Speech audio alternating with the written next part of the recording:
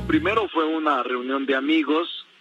Yo me reúno de manera frecuente con él, aunque mantenemos la autonomía del Poder Legislativo, en este caso del Senado de la República. Nunca he negado que tengo una comunicación, pero además una buena amistad con el presidente de la República. Yo no voy a rendir cuentas, simplemente a conversar como compañeros y como amigos, reconociendo su liderazgo y su autoridad como presidente de la República. Con respeto a eso fui, lo saludé.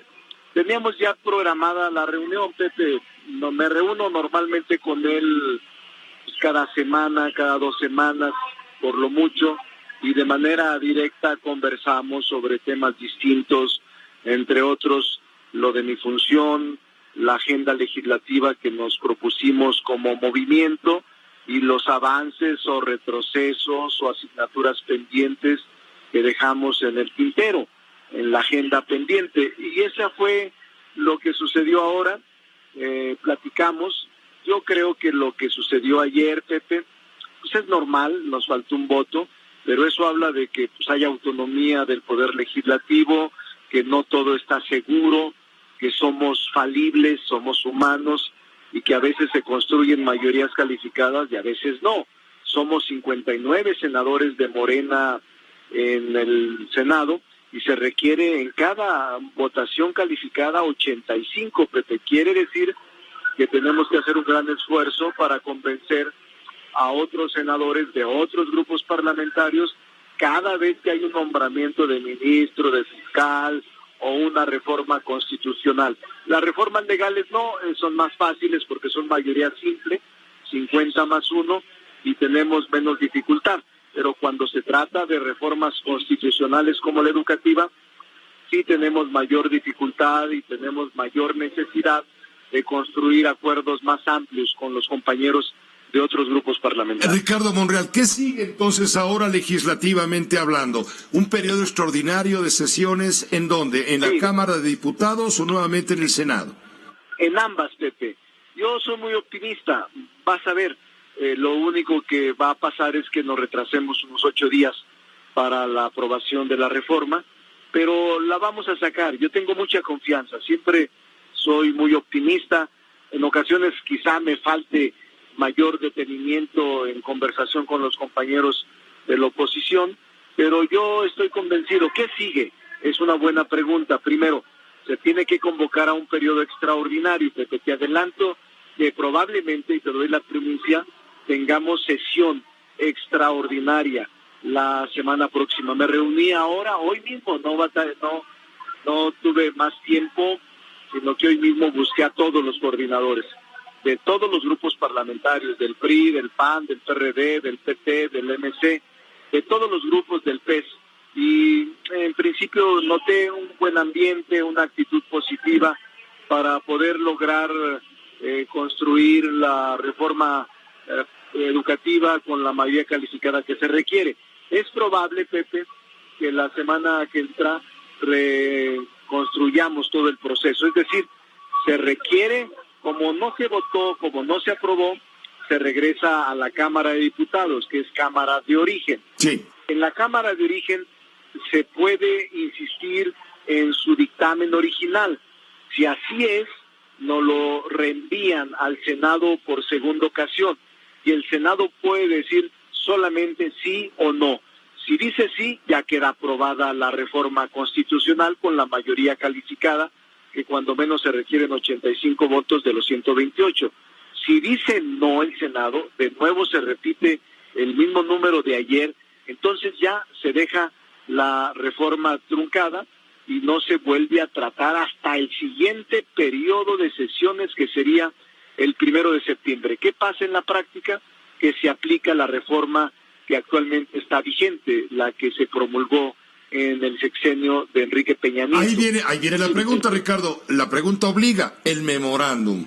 El presidente emitió un memorándum instructivo a sus secretarios de Gobernación, Educación y Hacienda para ignorar jurídicamente la reforma de Peña Nieto y operar bajo otras reglas. Esto ha sido considerado por grupos a los que el presidente de la República llama conservadores, ha sido calificado como ilegal. Él defiende y dice, de ninguna manera me han podido rebatir jurídicamente cualquier ilegalidad.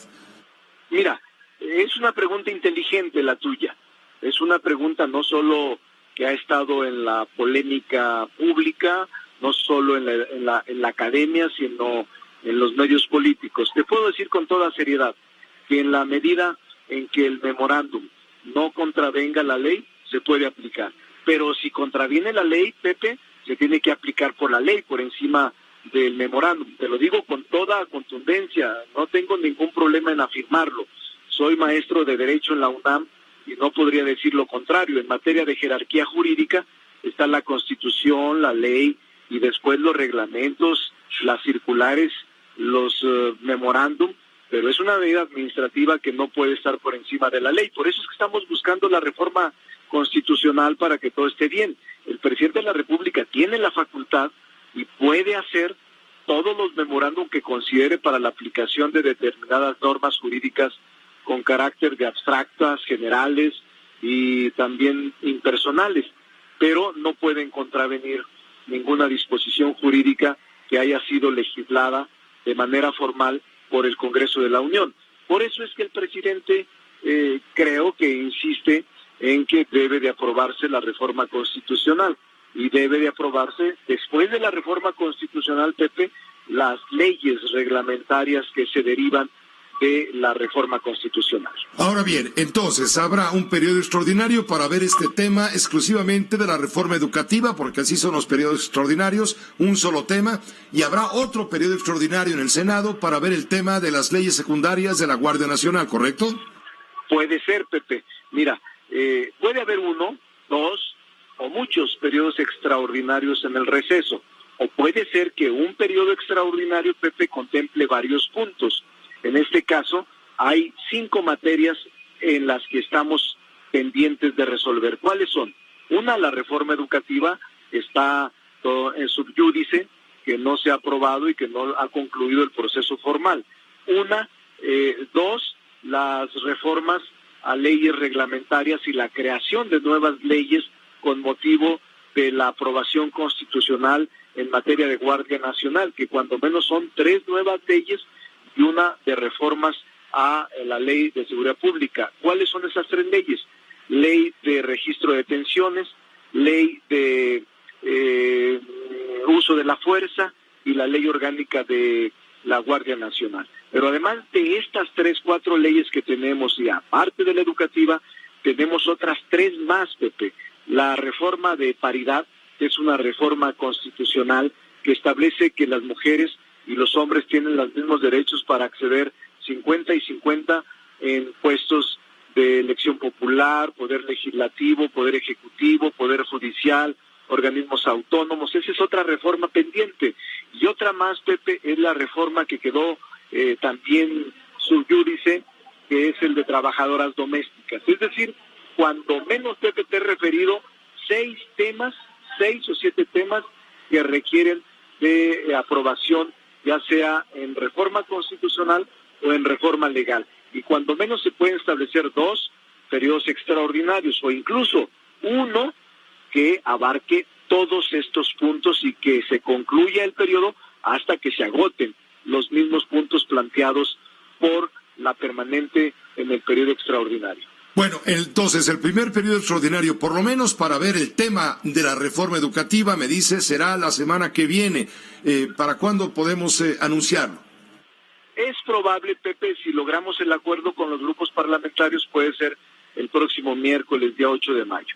Sin tener la seguridad, porque depende mucho de los acuerdos que esté celebrando con los grupos parlamentarios. En principio te puedo decir que he hablado ya con todos y pareciera ser que hay más o menos consenso en esta fecha. Correcto. Y por último, si me permites, te quería preguntar respecto a las reformas a la ley orgánica del Ejército y la Fuerza Aérea Mexicanos, que ya fue aprobado también por el Senado y que incluyen la creación de un nuevo cuerpo de seguridad para el presidente de la República con integrantes de las Fuerzas Armadas. ¿Qué nos podrías comentar brevemente? Que es cierto que ayer se aprobó en el Senado y que aún no concluye el procedimiento. Sin embargo, te diría, Pepe, que es tan importante esta reforma que de manera institucional se crea un cuerpo de seguridad para el presidente de la República. Puede ser que el presidente de la República no acepte tener seguridad, pero es un asunto personal, pero de manera institucional, cuando pueda llegar otro presidente dentro de 6 o 10 o 15 años, puede decir el otro presidente, yo sí lo acepto, o yo sí necesito, o yo sí quiero la protección. Andrés Manuel López Obrador ha dicho una y otra vez que no necesita seguridad y creo que va a mantener su congruencia, pero la ley previene que sí debe de tenerlo. ¿Es una especie de nuevo Estado Mayor para tratar de entender? Puede ser, pero no es tanto así porque el Estado Mayor era muy excesivo, 3,000, 4,000, 5,000 gentes. No, este es un cuerpo de seguridad pequeño, 30, 40 personas, dependiendo de la propia situación que el presidente decida, pero se establece institucionalmente un grupo para cuidar al presidente de la República. Pues te agradezco mucho tu tiempo y la explicación amplia, senador Monreal, que nos proporcionas a través de Fórmula. Sale, Pepe, me da gusto saludarte, estoy por viajar a Guadalajara, te pido una disculpa por lo rápido de la explicación, voy a un foro a Guadalajara sobre federalismo y estaré atento a cualquier cosa que se te ofrezca, pero a todo el auditorio les decimos que yo tengo mucha confianza en que la semana que entra se apruebe la reforma educativa. Creo que es una buena reforma y que los maestros estarán muy pendientes de la misma. Es normal lo que pasó y espero que lo superemos con diálogo, con comunicación y con respeto entre todos los grupos parlamentarios.